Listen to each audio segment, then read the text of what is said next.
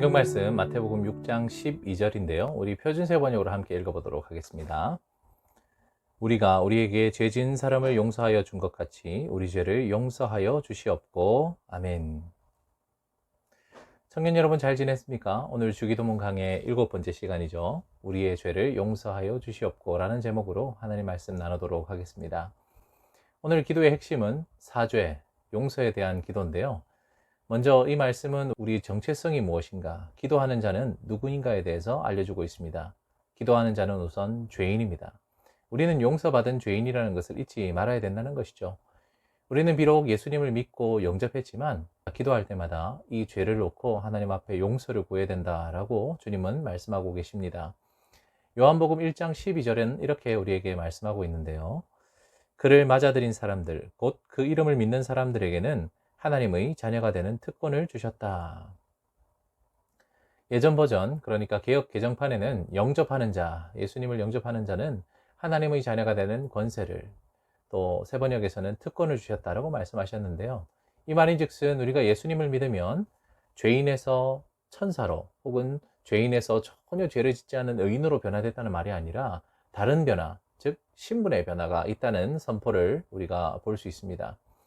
하나님의 자녀로서의 우리의 신분이 변화되었다는 말씀이죠. 노블레스 오블리주라는 말이 있습니다. 고귀한 신분을 가지고 있는 사람들은 그에 걸맞는 의무와 책임을 다해야 된다는 말이죠. 하나님의 자녀라는 귀한 신분을 받은 저와 여러분들은 기도할 때마다 거기에 걸맞는 삶을 살고 있는지를 돌아보며 회개하고 또 날마다 이 죄를 멀리할 수 있도록 위하여 기도를 해야 될 것입니다. 오늘 본문에는 우리에게 죄 지은 사람이라는 존재가 등장하고 있는데요. 여러분, 세상에서 제일 힘든 것 중에 하나가 바로 관계 맺는 거죠. 사람과의 관계, 하나님과의 관계. 특별히 우리는 이 땅에서 인간관계를 가지면서 많은 어려움들을 느낍니다.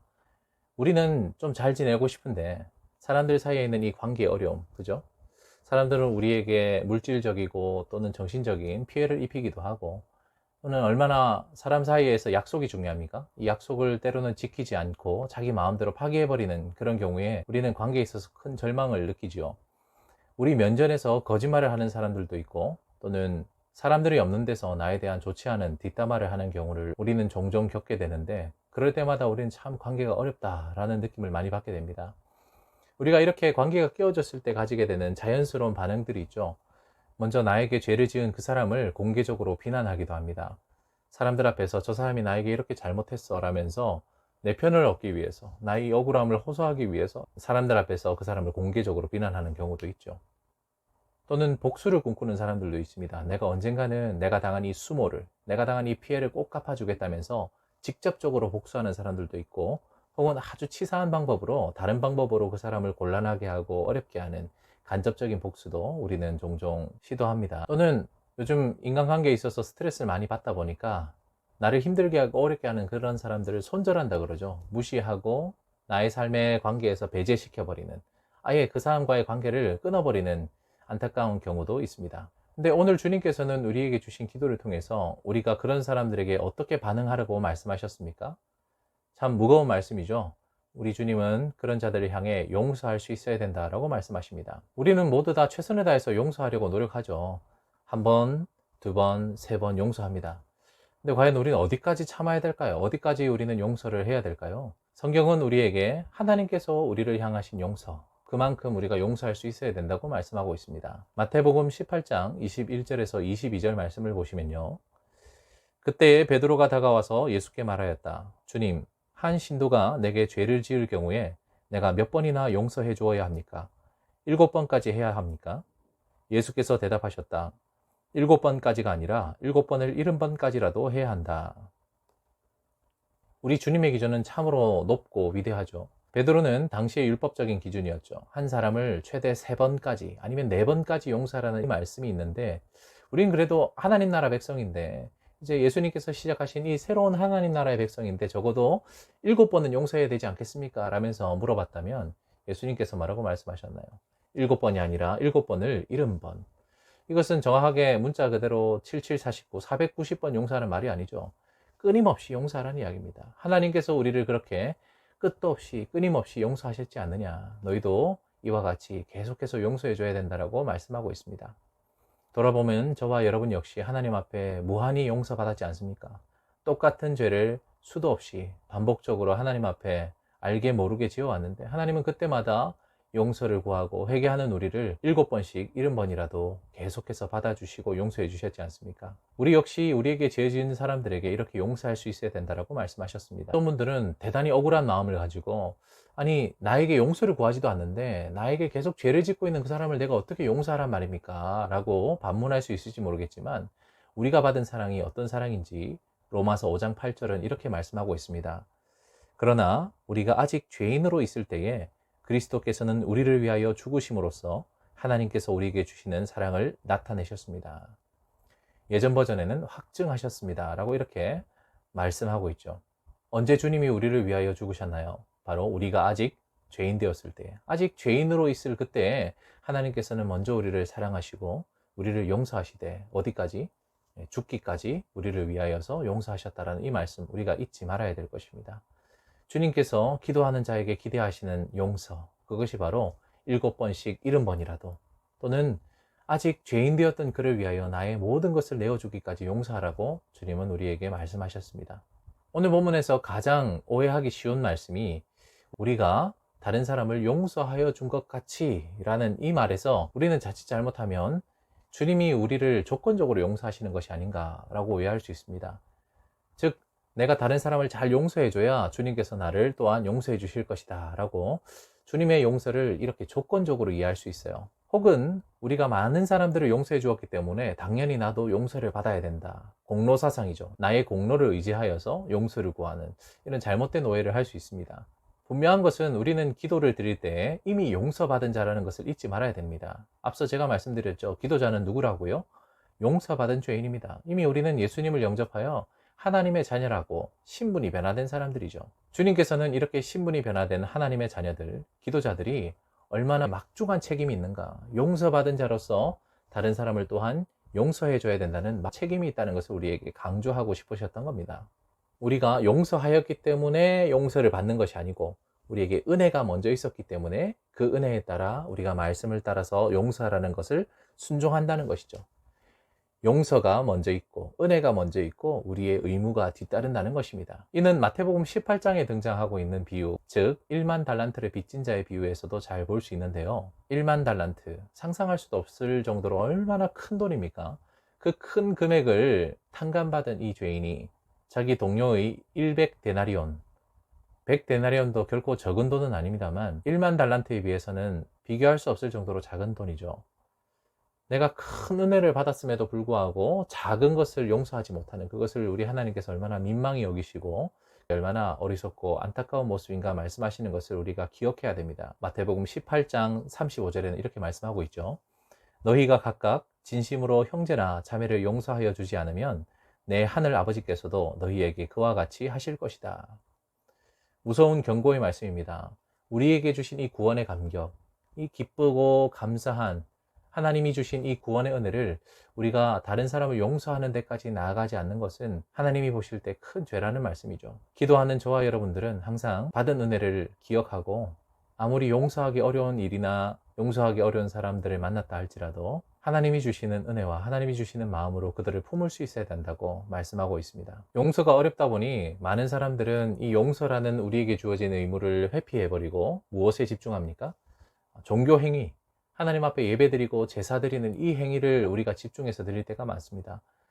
우리는 우리가 해야 될 하나님께서 기대하시는 이 용서를 소홀히 여기면서 또는 이것을 우리가 무시하면서 예배만 열심히 드리면 하나님이 기뻐하시는 헌신과 봉사에 충성을 다하면 이런 것들은 좀 봐주지 않으실까라고 생각할지 모르겠는데 성경은 분명히 하나님께서는 제사보다 우리가 드리는 예배 행위보다 용서하는 것이 더욱 중요하다고 말씀하셨습니다. 마태복음 5장 23절에는요. 그러므로 내가 제단에 제물을 드리려고 하다가 내 형제나 자매가 내게 어떤 원한을 품고 있다는 생각이 나거든 너는 그 제물을 제단 앞에 놓아두고 먼저 가서 내 형제나 자매와 화해하여라. 그런 다음에 돌아와서 제물을 드려라. 라고 말씀하셨습니다. 하나님께서는 물론 우리가 드리는 제물, 우리가 드리는 제사, 예배를 기쁘게 받으시는 분이시지만 그것보다 더 앞서 우리가 형제, 자매들과 함께 화해하고 화평을 누리는 것, 서로 좋은 관계를 가지고 사는 것이 얼마나 중요한가에 대해서 말씀하셨습니다. 사랑하는 우리 청년 여러분, 아무리 용서와 화해가 어렵다고 할지라도 그것을 무시하면서 하나님 앞에 열심을 가지고 찬양하고 기도하는 것, 하나님 결코 기뻐 받으시지 않는다는 것을 꼭 기억했으면 좋겠습니다. 이렇게 어렵고 부담스러운 용서이기 때문에 우리는 반드시 뭐 해야 되죠? 하나님 앞에 기도해야 됩니다. 하나님은 우리가 기도할 때 용서할 수 있는 마음도 주시고 하나님의 사랑도 부어주신다고 말씀하셨습니다. 어떤 사람들은 시간이 해결해 줄 거라면서 우리가 굳이 이 용서해야 되는 문제를 가지고 기도해야 되는가에 대한 의구심을 가지고 있는데, 여러분, 시간은 결코 우리의 이 문제를 해결해 줄 수 없습니다. 사실 시간이 해결해 줄 거라 하면서 우리가 용서해야 될 문제, 서로 화목해야 될 문제를 자꾸 미루는 것은 사실 문제를 해결하는 것이라기보다 솔직하게 말하면 이 문제를 도피하고 싶은 마음이죠. 화해를 위해서, 용서를 위해서 적극적으로 액션을 취하지 않으면 자꾸 뭐가 쌓입니까? 서로 오해가 더 쌓이기 마련입니다. 또한 감정의 골도 점점 더 깊어지는 것이죠. 우리는 우리에게 죄를 지은 사람들을 대할 때마다 우리 안에 얼마나 이 사랑이라는 것이 가난한가, 우리가 가지고 있는 사랑, 우리가 할 수 있는 이 용서의 깊이와 아량이라는 것이 얼마나 가난한 것인가를 깨달을 수 있습니다. 따라서 우리는 기도해야 되는 것이죠. 기도할 때 우리는 무엇을 기억합니까?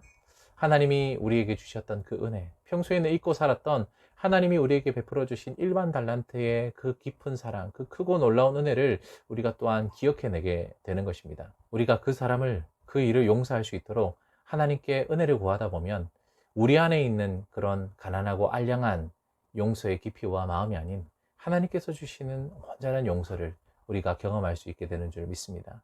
하나님께서 주시는 그 마음으로 말미암아서 우리는 다른 사람들을 용서할 수 있는 데 이를 수 있는 것입니다. 우리 목장 나눔 질문을 함께 살펴보면서 오늘 말씀을 마무리하도록 하죠. 1번, 우리가 하나님의 자녀가 되었지만 날마다 용서를 구해야 할 이유가 무엇이라 생각합니까? 앞서 말씀드렸다시피 우리가 예수님을 영접한다고 해서 당장 죄인이 의로운 사람이 되는 건 아니라 그랬죠. 우리가 하나님의 자녀로 신분이 변화되었다고 했습니다. 그럼에도 불구하고 우리가 계속해서 죄의 용서를 위해서 구해야 될 이유, 뭐라고 생각하시는지 우리 함께 목장 카톡방을 통해서 자유롭게 나눠보시고요. 2번, 최근에 관계의 어려움을 겪었다면 이를 어떻게 대처하였는지 함께 나누어 봅시다. 얼만큼 우리 청년 여러분들이 서로 나눔을 할지 모르겠지만 최근에 겪었던 이런 관계에 대한 어려움, 솔직하게 어떻게 대응하셨는지, 어떤 자연스러운 반응들이 있다 그랬죠? 다른 사람에 대해서 공개적으로 비난한다든지, 또는 복수, 직접적이든 간접적이든 복수를 한다든지, 또는 손절한다고 그랬죠. 무시하는 그런 행위를 우리는 하진 않았는가? 우리가 어떻게 하면 이런 것들을 잘 극복할 수 있을지에 대한 그런 나눔들 함께 했으면 좋겠고요. 마지막으로요, 용서하기 어려운 사람, 용서하기 어려운 일이 있나요? 기도를 통해 받은 은혜를 기억하며 용서를 실천합시다.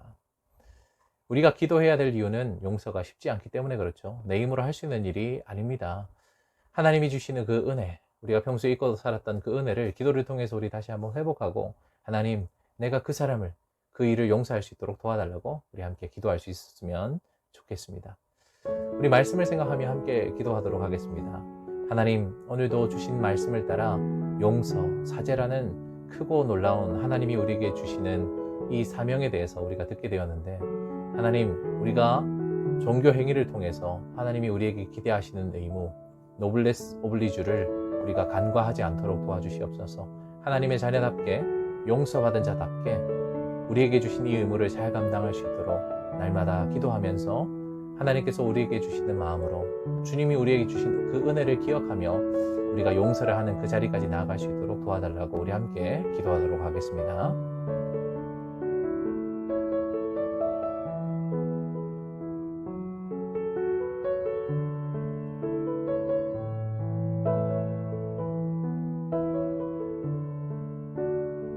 하나님 아버지, 감사합니다. 오늘도 주신 말씀처럼 우리에게 죄 지은 자들을 용서할 수 있는 마음을 허락하여 주시옵소서. 우리가 하나님의 자녀라는 이 귀한 신분을 잊어버리지 않도록 날마다 기도하는 가운데에 우리가 받은 그 은혜를 귀하게 여길 수 있는 우리 청년들 되게 하여 주시고, 주님께서 주시는 은혜, 주님께서 주시는 마음으로 우리가 용서해야 될 자들을 품을 수 있도록 7번씩 70번이라도 그들이 아직 죄인이었음에도 불구하고 그들을 위하여 가장 소중한 것을 내어놓을 수 있는 주님 닮은 사랑, 주님 닮은 용서할 수 있는 청년들 되게 하여 주시옵소서. 감사하고 예수님 이름으로